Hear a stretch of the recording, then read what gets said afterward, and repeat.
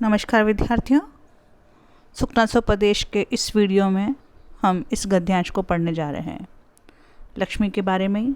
यह लक्ष्मी शूरम कंटकम इव परिहरति। शूर जो शूरवीर है, पराक्रमी है, वीर व्यक्ति है, उसके पास ये लक्ष्मी नहीं रहती।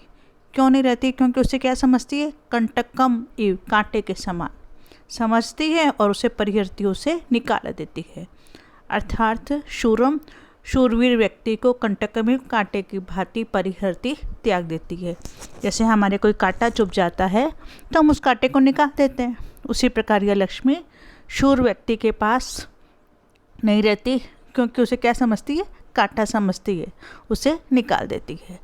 दातारम दुहु स्वप्नम इव न स्मृति। दातारम जो दानशील व्यक्ति है, उदार चरित्र वाला है, दया से युक्त है, जो दान ही दे रहे हैं, दानी लोग हैं, उन्हें दुहु स्वप्नम इव, बुरे स्वप्न के समान, न स्मृति, याद ही नहीं करती, उसके पास भी नहीं जाती। जिस प्रकार से हम साधारण मनुष्य यदि हम कोई बुरा सपना देखते हैं तो उसे याद नहीं रखते, उसी प्रकार यह लक्ष्मी भी दातारम जो दानशील व्यक्ति है, जो लगातार दान देता रहता है, उसके पास नहीं रहती। क्यों नहीं रहती? उसे क्या समझती है? दुह स्वप्न की, वह तो बुरा सपना है, यह समझकर उसके वो भी याद नहीं करती। अर्थात लक्ष्मी दानशील व्यक्ति के पास भी नहीं रहती।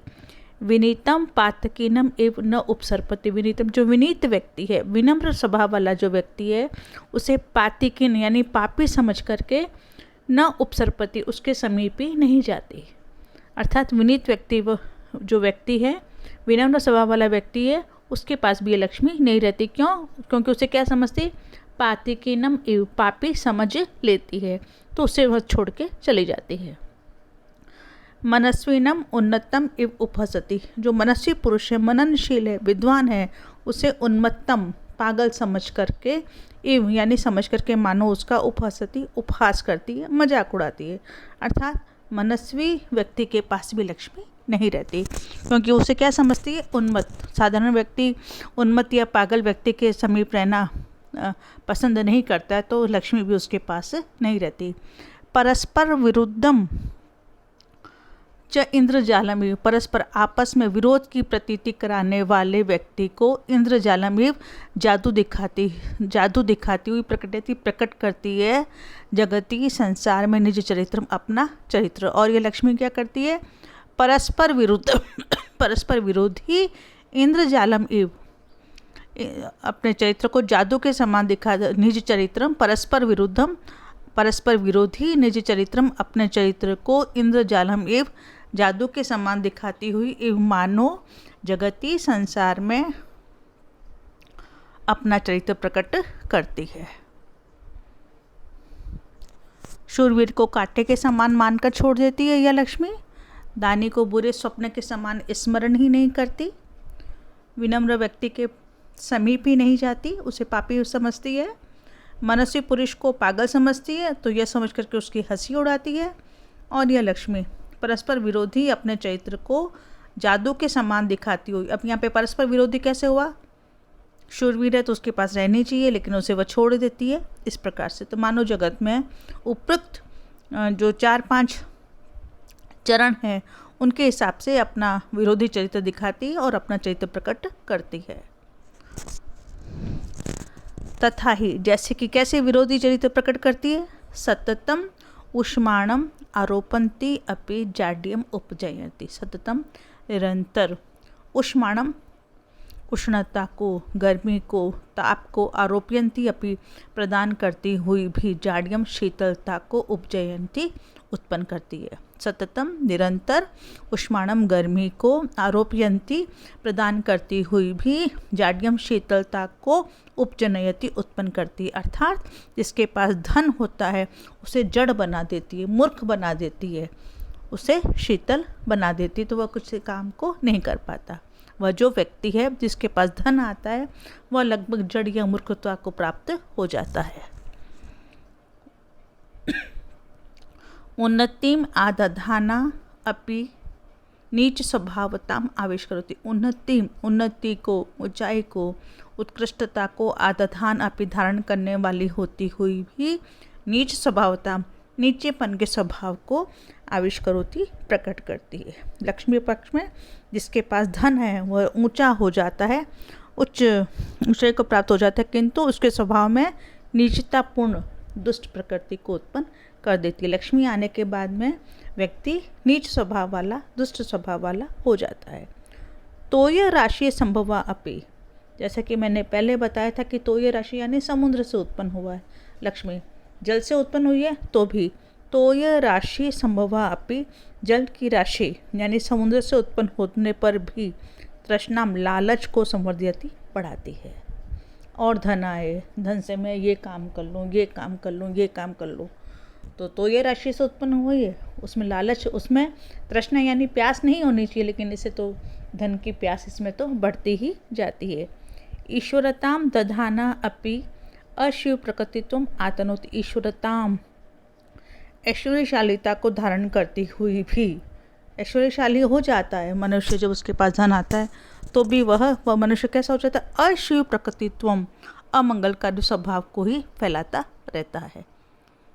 बल उपचयम आरंती अपि लघिमानम आपादयति, बल उपचय शक्ति की वृद्धि को आरंती धारण करती हुई भी लघिमानम निर्बलता को, लक्ष्मीपण में तुच्छता को या हल्के स्वभाव वाले मनुष्य को यह बना देती है।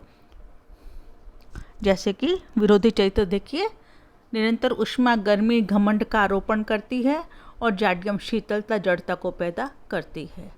उन्नति को धारण करती हुई भी नीच स्वभावता को प्रकट करती है। सागर से उत्पन्न होने पर भी यह लक्ष्मी तृष्णा प्यास धन लोलुपता को बढ़ाती है। ईश्वरत्व शिव रूपत्व को धारण करती हुई भी अशिव स्वभाव पर पीड़न द्वारा अमंगलकारी स्वभाव का विस्तार करती है। बल शारीरिक शक्ति सैन्य शक्ति को बढ़ाती हुई भी लघिमा भारहीनता कायरता को प्रदान करती है। अमृत सहोदरा अपि कटु विपाका, अमृत मीठा है।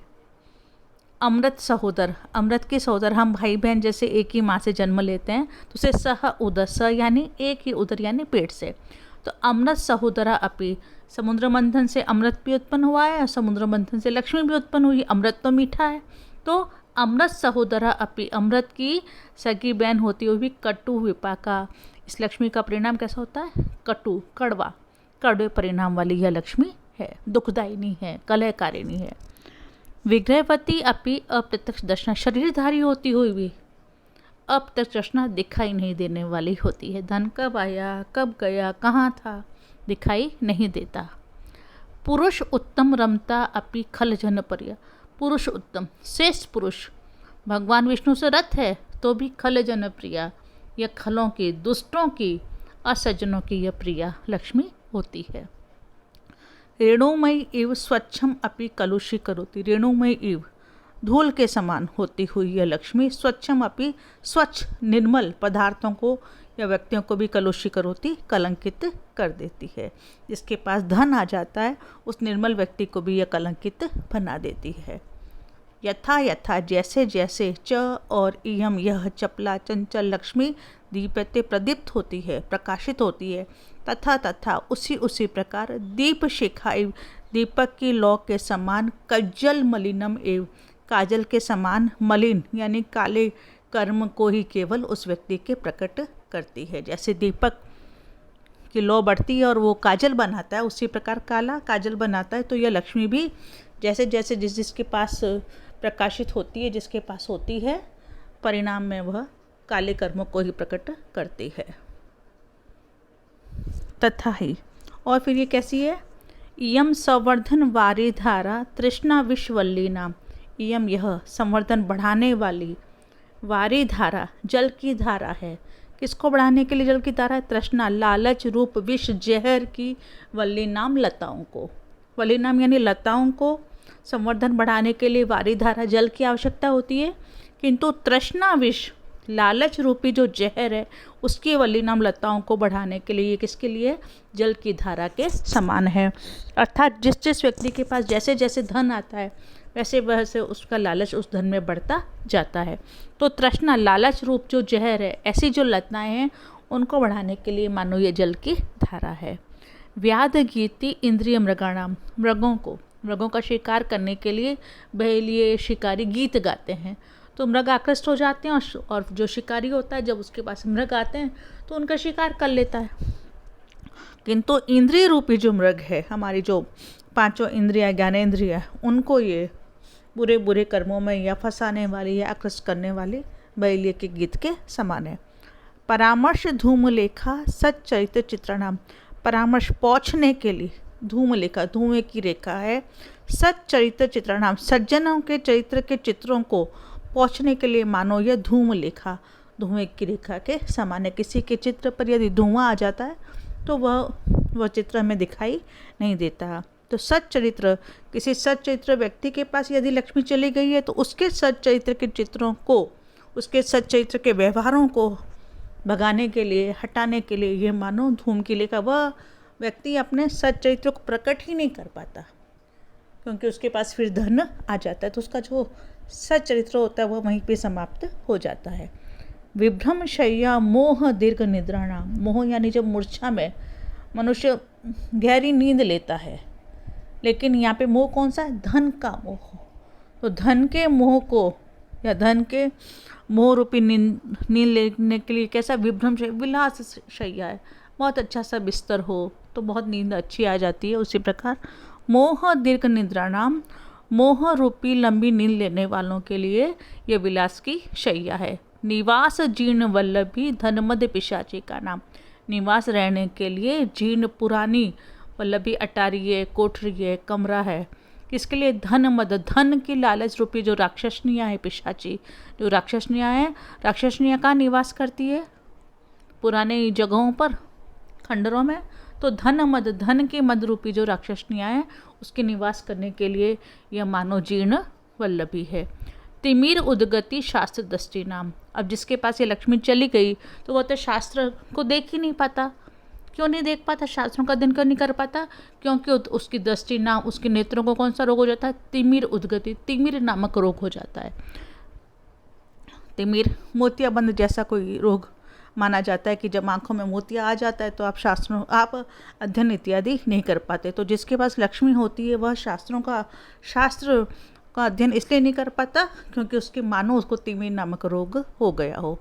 पुरः पताका सर्व अभिनया नाम, पूरा आगे आगे फहराने वाली पताका है, ध्वजा है। पता चल जाता है कि जब राजाओं का या कोई चल रहा होता है समूह तो आगे आगे ध्वजा चलती, तो उससे पता चल जाता है कि राजा है।